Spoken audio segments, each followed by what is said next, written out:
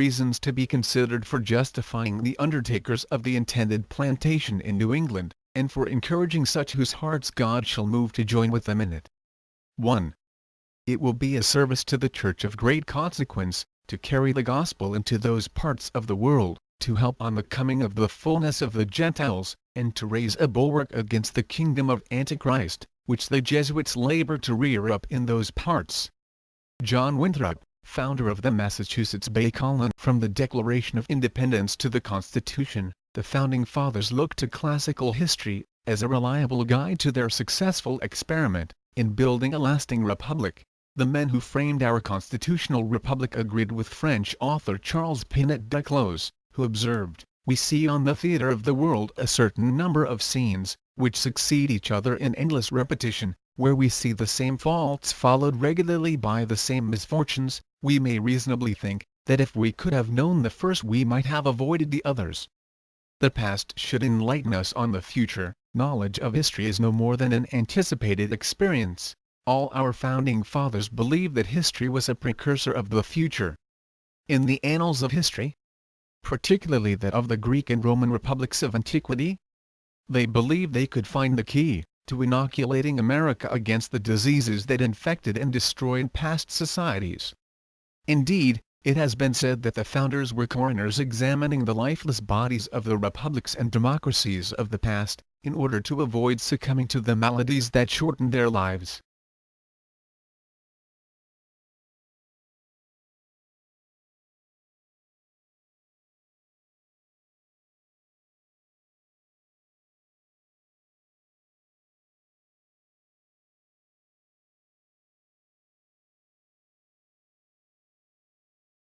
The following is an article, which appeared in the New York Times on August 27, 1916. Mexico to maintain its Catholic policy. Delegates to United States Conference will oppose any change in laws.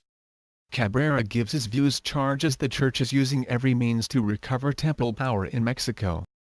The grievances of the Roman Catholic Church against the de facto government of Mexico will probably be one of the questions to be considered at the conference between the representatives of the United States and Mexican governments, which is to convene at the Hotel Biltmore this week.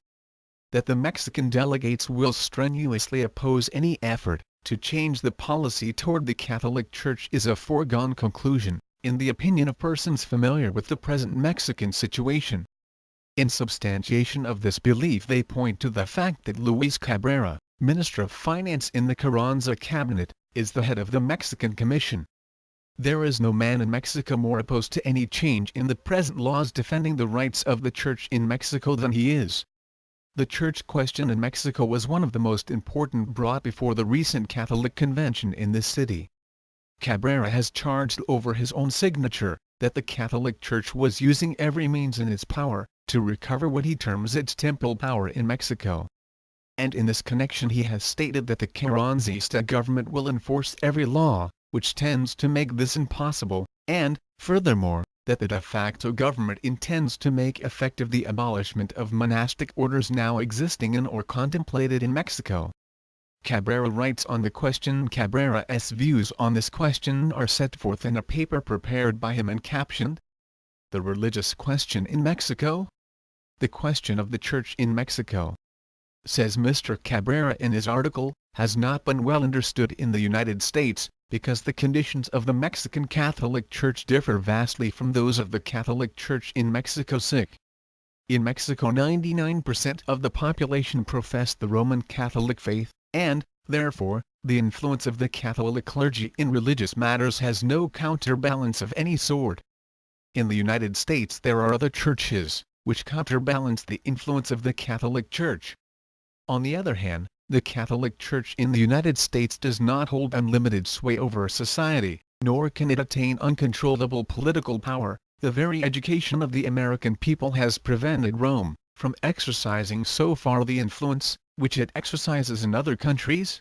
Mr. Cabrera then briefly refers to the laws known as the Laws of Reform, which he terms a collection of rules passed previous to 1860, with the aim of depriving the Catholic Church of its temporal power. And he adds that these rules have remained effective, because the conditions which then demanded their enactment still prevail and still make it necessary that the laws should remain in force. Laws of reform. The laws of the reform, which were enacted more than 56 years ago, separate completely the church and state, make it unlawful for the church to own landed property, and finally abolished convents in Mexico. The clergy, adds Mr. Cabrera, defended themselves desperately against the laws which stripped them of power, and finding themselves defeated, they resorted in 1860 to the intervention of foreign powers, Spain, France, and England. Again, and England, which attempted to intervene on the pretext of fulfillment of the financial obligations of the Juarez government. Emperor Maximilian himself did not dare to undo what had been done in the time of Juarez. The French troops being withdrawn and the constitutionalist government of Mexico re-established, the laws of reform were not only maintained but in 1874 they were incorporated in the political constitution.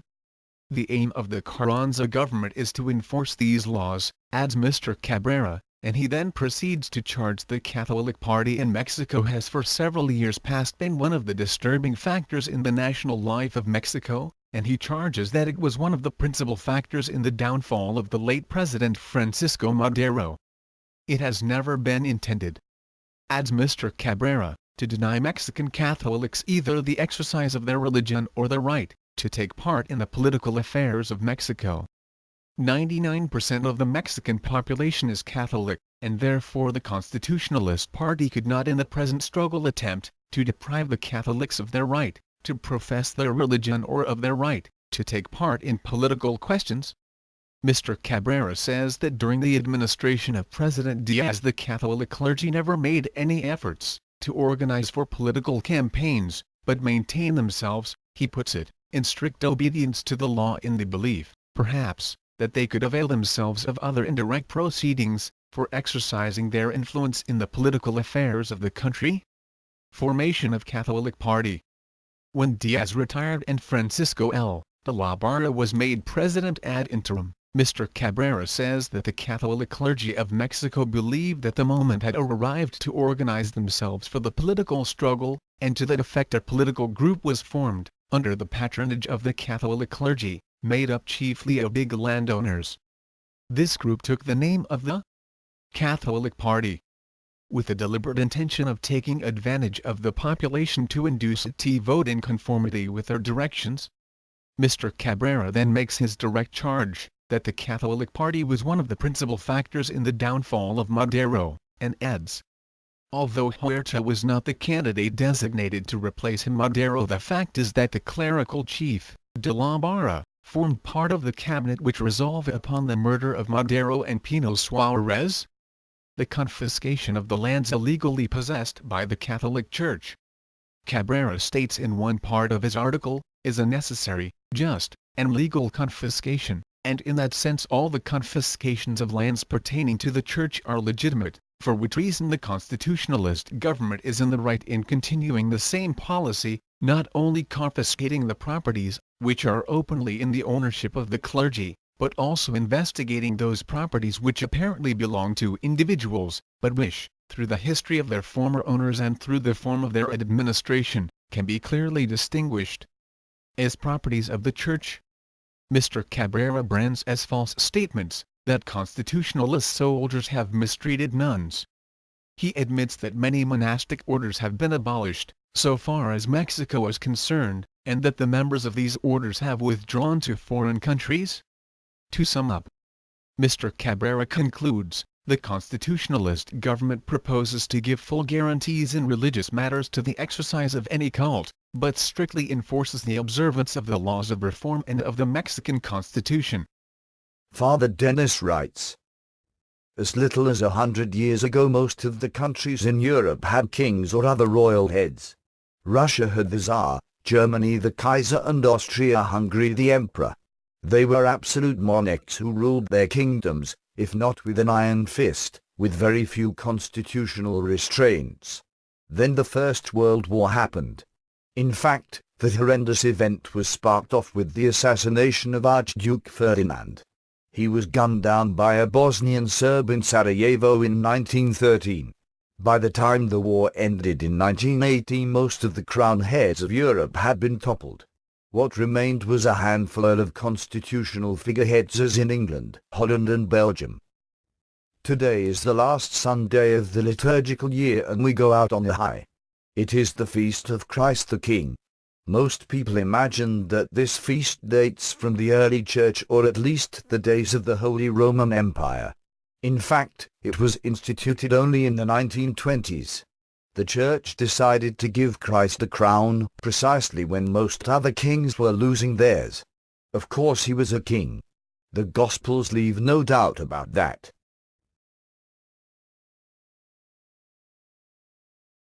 One. The New World Order must meet the immediate need and not be an attempt to satisfy some distant, idealistic vision. 2. The New World Order must be appropriate to a world which has passed through a destructive crisis and to a humanity which is badly shattered by the experience. 3. The New World Order must lay the foundation for a future world order which will be possible only after a time of recovery, of reconstruction, and of rebuilding. 4. The New World Order will be founded on the recognition that all men are equal in origin and goal but that all are at differing stages of evolutionary development, that personal integrity, intelligence, vision and experience, plus a marked goodwill, should indicate leadership. The domination of the proletariat over the aristocracy and bourgeoisie, as in Russia, or the domination of an entrenched aristocracy over the proletariat and middle classes, as has been until lately the case in Great Britain, must disappear. The control of labor by capital or the control of capital by labor must also go. 5. In the New World Order, the governing body in any nation should be composed of those who work for the greatest good of the greatest number and who at the same time offer opportunity to all, seeing to it that the individual is left free. Today the men of vision are achieving recognition, thus making possible a right choice of leaders. It was not possible until this century. 6. The New World Order will be founded on an active sense of responsibility. The rule will be, all for one and one for all. This attitude among nations will have to be developed. It's not yet present. 7. The New World Order will not impose a uniform type of government, a synthetic religion and a system of standardization upon the nations. The sovereign rights of each nation will be recognized and its peculiar genius, individual trends and racial qualities will be permitted full expression. In one particular only should there be an attempt to produce unity, and that will be in the field of education. 8. The New World Order will recognize that the produce of the world, the natural resources of the planet and its riches, belong to no one nation but should be shared by all. There will be no nations under the category, haves, and others under the opposite category. A fair and properly organized distribution of the wheat, the oil and the mineral wealth of the world will be developed, based upon the needs of each nation, upon its own internal resources and the requirements of its people. All this will be worked out in relation to the whole. 9. In the preparatory period for the New World Order there will be a steady and regulated disarmament. It will not be optional. No nation will be permitted to produce and organize any equipment for destructive purposes or to infringe the security of any other nation. One of the first tasks of any future peace conference will be to regulate this matter and gradually see to the disarming of the nations. The External Assassin of the Hierarchy by Alice A. Bailey, co-Mason, wife of 32nd-degree Scottish Rite Freemason, Foster Bailey, with whom she founded Lucifer Publishing, and then Lucis Trust. The Baileys were also the occult teachers of Robert Mueller, who served as United Nations Assistant Secretary General for 40 years.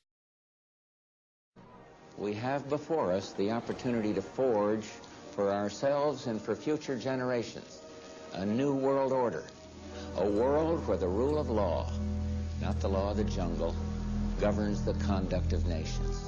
In this task of teaching peace, there is a particularly urgent need to lead individuals and peoples to respect the international order and to respect the commitments assumed by the authorities which legitimately represent them. Peace and international law are closely linked to each another. Law favors peace. From the very dawn of civilization, developing human communities sought to establish agreements and pacts which would avoid the arbitrary use of force and enable them to seek a peaceful solution of any controversies which might arise. Alongside the legal systems of the individual peoples there progressively grew up another set of norms which came to be known as ius gentium, the law of the nations.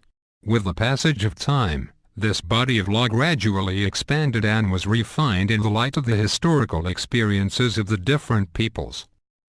This process was greatly accelerated with the birth of modern states. From the 16th century on, jurists, philosophers and theologians were engaged in developing the various headings of international law and in grounding it in the fundamental postulates of the natural law. This process led with increasing force to the formulation of universal principles which are prior to and superior to the internal law of states, and which take into account the unity and the common vocation of the human family. Central among all these is surely the principle that pacta sunt servanda, accords freely signed must be honored. This is the pivotal and exceptionalist presupposition of every relationship between responsible contracting parties. The violation of this principle necessarily leads to a situation of illegality and consequently to friction and disputes which would not fail to have lasting negative repercussions. It is appropriate to recall this fundamental rule, especially at times when there is a temptation to appeal to the law of force rather than to the force of law. One of these moments was surely the drama which humanity experienced during the Second World War, an abyss of violence, destruction and death unlike anything previously known. Respect for law. 6. That war, with the horrors and the appalling violations of human dignity which it occasioned, led to a profound renewal of the international legal order. The defense and promotion of peace were set at the center of a broadly modernized system of norms and institutions.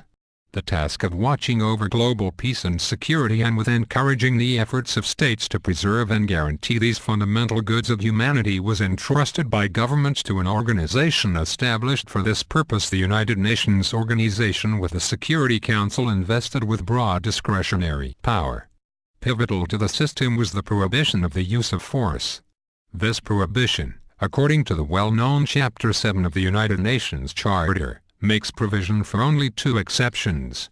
The first confirms the natural right to legitimate defense, to be exercised in specific ways and in the context of the United Nations, and consequently also within the traditional limits of necessity and proportionality. A new international order. 7. It must be acknowledged, however, that the United Nations Organization, even with limitations and delays due in great part to the failures of its members, has made a notable contribution to the promotion of respect for human dignity, the freedom of peoples and the requirements of development, thus preparing the cultural and institutional soil for the building of peace. The activity of national governments will be greatly encouraged by the realization that the ideals of the United Nations have become widely diffused, particularly through the practical gestures of solidarity and peace made by the many individuals also involved in non-governmental organizations and in movements for human rights. This represents a significant incentive for a reform which would enable the United Nations Organization to function effectively for the pursuit of its own stated ends, which remain valid. Humanity today is in a new and more difficult phase of its genuine development. It needs a greater degree of international ordering. 5. States must consider this objective as a clear moral and political obligation which calls for prudence and determination. Here I would repeat the words of encouragement which I spoke in 1995, the United Nations Organization needs to rise more and more above the cold status of an administrative institution and to become a moral center where all the nations of the world feel at home and develop a shared awareness of being, as it were, a family of nations. The fight against terrorism must be conducted also on the political and educational levels, on the one hand, by eliminating the underlying causes of situations of injustice which frequently drive people to more desperate and violent acts, and on the other hand, by insisting on an education inspired by respect for human life in every situation. The unity of the human race is a more powerful reality than any contingent divisions separating individuals and people. In the necessary fight against terrorism, international law is now called to develop legal instruments provided with effective means for the prevention, monitoring and suppression of crime. In any event, democratic governments know well that the use of force against terrorists cannot justify a renunciation of the principles of the rule of law. There is no peace without forgiveness. I say it again here, as my thoughts turn in particular to the continuing crisis in Palestine and the Middle East, A solution to the grave problems which for too long have caused suffering for the peoples of those regions will not be found until a decision is made to transcend the logic of simple justice and to be open also to the logic of forgiveness. Message of His Holiness Pope John Paul II for the celebration of the World Day of Peace, 1 January 2004. An ever-timely commitment, teaching peace. And if it be not in human nature not to take revenge by way of punishment, let the Mason truly consider that in doing so he is God's agent, and so let his revenge be measured by justice and tempered by mercy.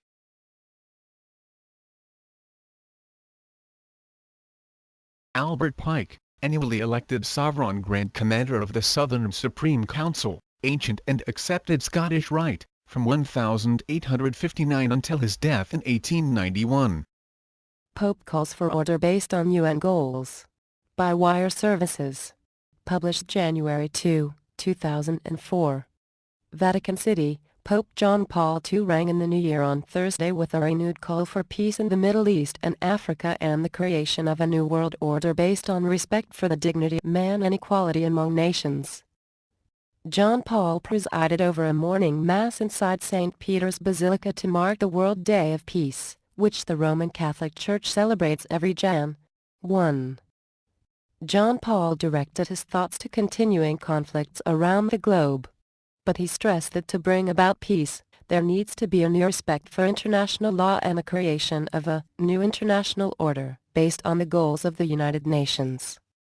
He called for an order that is able to give adequate solutions to today's problems based on the dignity of the human being, on an integral development of society, on solidarity among nations rich and poor, on the sharing of resources and the extraordinary results of scientific and technical progress.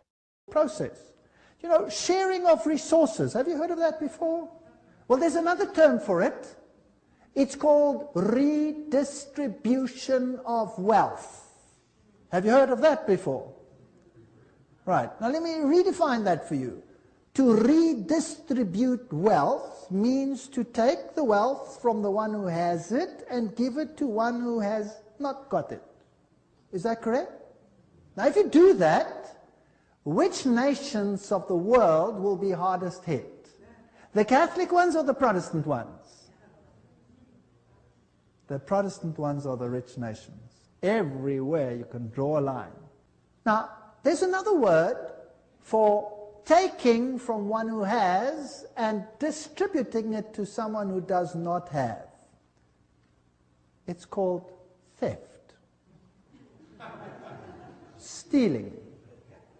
Thou shalt not steal, says the Bible. The Pope in Rome says, thou shalt steal. He does. Literally, I'll show you his encyclical. You will be stunned.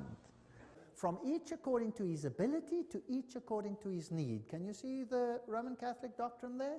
Human rights are more important than property rights. We shall take from the haves and give to the have-nots who need it so much.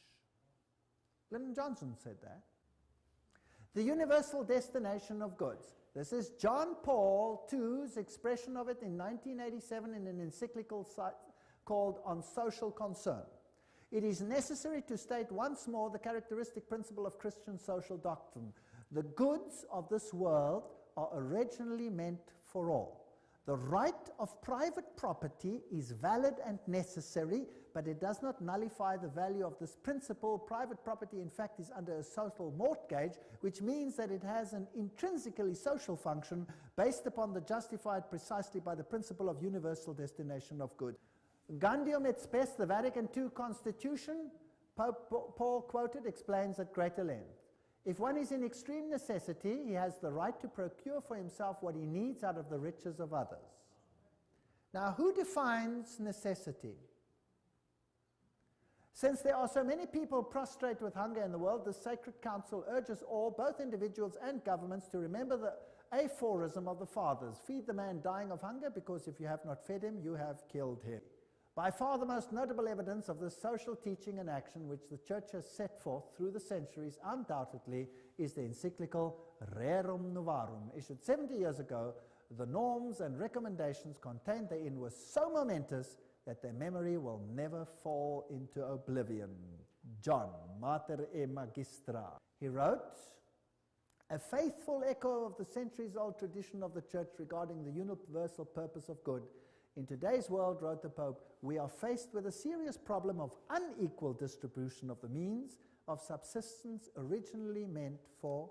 So the second reign of terror was supported by the papacy. Father Camilo Terres, who was shot in 1966, declared, the Catholic who is not a revolutionary is living in mortal sin.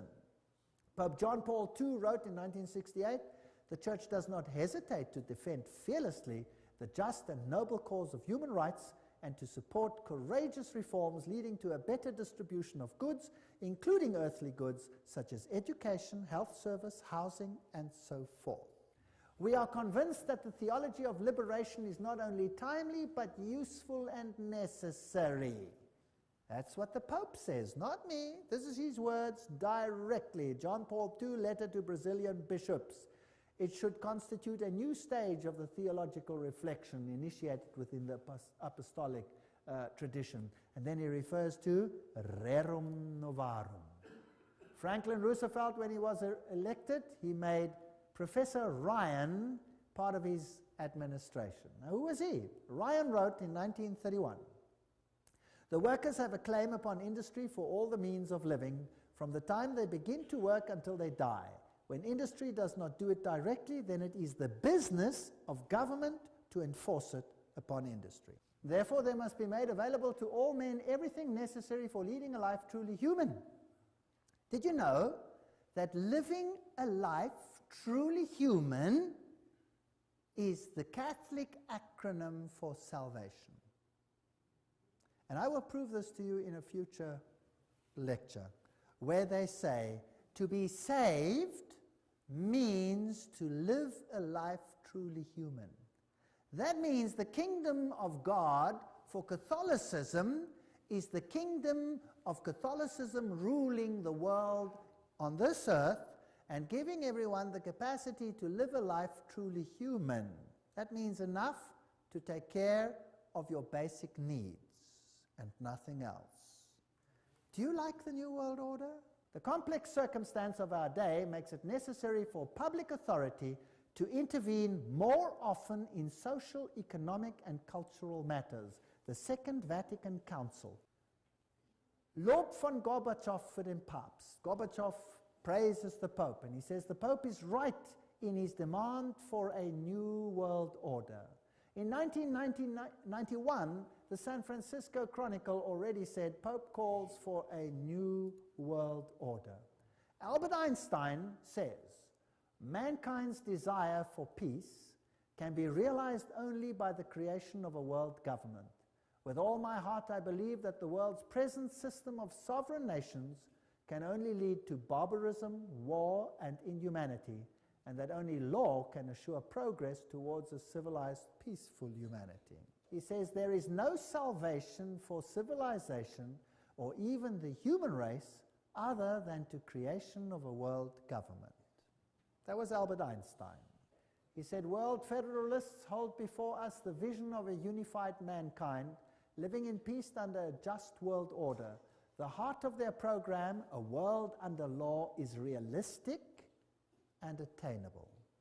What did Mortimer Adler say? World peace is impossible without world government. Winston Churchill. These are big names. I'm not talking about small fry. The creation of an authoritative world order is the ultimate aim towards which we must strive. Charles de Gaulle. Nations must unite in a world government or perish. Bertrand Russell, the only possibilities are now world government or death.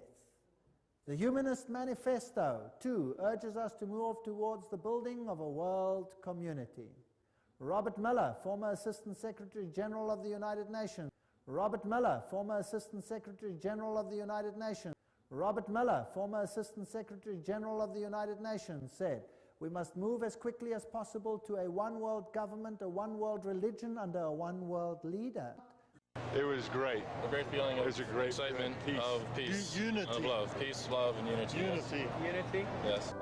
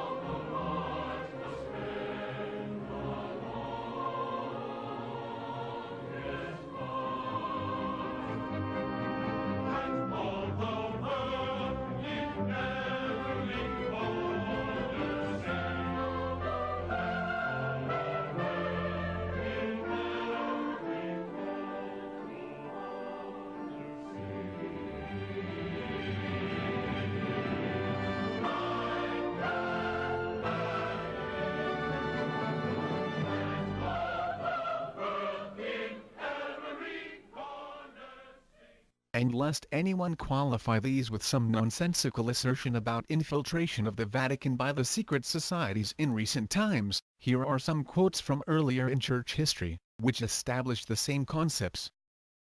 On the progress of people. Each man has therefore the right to find in the world what is necessary for himself. This gets interesting. The recent Council, Vatican II, reminded us of this. God intended the earth and all that it contains for the use of every human being and people. Thus, as all men follow justice and unite in charity, created goods should abound for them on a reasonable basis. All other rights whatsoever, including those of property and of free commerce, are to be subordinate to this principle. That rerum novarum, however, stood out in this, that it laid down for all mankind unerring rules for the right solution of difficult problems of human solidarity, called the social question. Pius wrote, "It is not surprising, therefore, that under the teaching and guidance of the Church, many learned priests and laymen earnestly devoted themselves to problems of elaborating social and economic science in according with the condition of our age. Under the guidance and light of Leo's encyclical, Rerum Novarum was thus involved a truly Christian social science, which continues to be fostered and enriched daily. Tireless labors, all these people, labors, now note carefully, of those picked men whom we have named the auxiliaries of the Church." So everybody working in the secret societies, the Opus Dei, the Mites of Malta, the Knights of Columbus, all of these people working, those picked men, to bring this about. Nor were there the only blessings which followed from the encyclical. The doctrine of Rerum Novarum began little by little to penetrate amongst those who, being outside Catholic unity, do not recognize the authority of the Church. And these Catholic principles of sociology gradually became the part of the intellectual heritage of the whole human race. Thus too we rejoice that the Catholic truths proclaimed so vigorously by our illustrious predecessor are advanced and advocated not merely in non-Catholic books and journals, but frequently in legislative assemblies and in courts of justice, of effective interference by the government.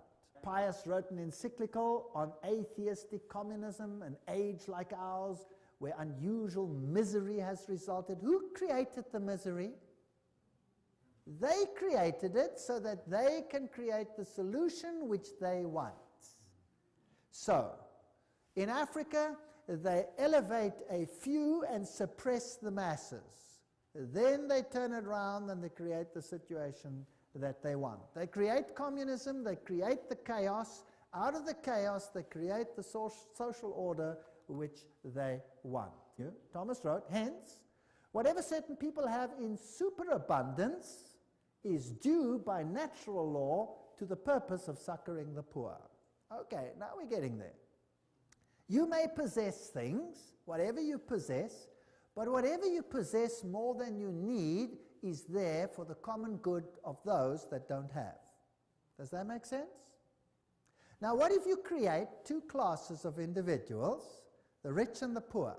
Or what if there is a situation where you have two classes, the rich and the poor? You can go across the world and you can look at the rich nations and the poor nations, and you will find that the rich nations are all the Protestant nations. Have you noticed that? All the Protestant nations are the rich. Now, what if you had a plan to disinherit them all, so that you would again be ruler and they would have to come and beg at your feet for anything like that? From the Declaration of Independence to the Constitution, the Founding Fathers looked to classical history as a reliable guide to their successful experiment. In the annals of history, particularly that of the Greek and Roman republics of antiquity, the men who framed our constitutional republic agreed with French author Charles Pinet Duclos, who observed, "We see on the theatre of the world a certain number of scenes, which succeed each other in endless repetition, where we see the same faults followed regularly by the same misfortunes." Panem et circenses. It was Juvenal that coined the system, a mechanism of influential power over the Roman mass. Panem et circenses, literally bread and circuses, was the formula for the well-being of the population, and thus a political strategy. This formula offered a variety of pleasures such as the distribution of food, public baths, gladiators, exotic animals, chariot races, sports competition, and theater representation. It was an efficient instrument in the hands of the emperors, to keep the population peaceful, and at the same time giving them the opportunity to voice themselves in these places of performance. Capitolium.org Imperito Resurcenses. Because the goods of some are due to others by natural law, there is no sin if the poor take the goods of their neighbors. Thomas wrote, in cases of need, all things are common property, so that there would seem to be no sin in taking another's properties, for the need has made it common. Not only is such taking of another's property not a sin, it is not even a crime, according to Thomas. It is lawful for a man to succor his own need by means of another's property by taking it either openly or secretly, nor is this, properly speaking, theft and robbery. It is not theft, properly speaking, to take secretly and use another's property in a case of extreme need, because that which he takes for the support of his life becomes his own property by reason of that need.